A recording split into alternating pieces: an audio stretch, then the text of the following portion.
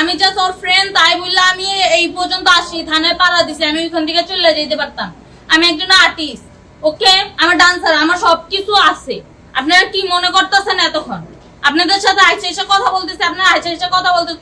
ও বাবা খায়, আমি কি দোষ করছি ভাই? আমি মদ খাই, আমার লাইসেন্স আছে, আমার লাইসেন্স করা, আমার বারের লাইসেন্স করা, আমি মদ খাই। সোনামণি ওয়েট, গাড়িতে বাবা পাইছে, তুমি গাড়িতে কি করছালা? তোমার ফ্রেন্ড বাবা নিয়ে যায় 50 পিস, আর তুমি গাড়িতে বসে যাও, আর তুমি কিছু জানো না, তুমি কচি খোকা। তুমি না জানি না তোমার বন্ধু 50 পিস বাবা লইয়ে তোমারে লইয়ে যায়। হ্যাঁ, তুমি আবার আর্টিস্ট দাও। বাংলাদেশের পুলিশ যে এত ভদ্র আমি আমার জীবনে প্রথম দেখলাম। গাইজ, আপনারা বললেন বাংলাদেশের পুলিশ এত ভদ্র, আগে জানতাম না।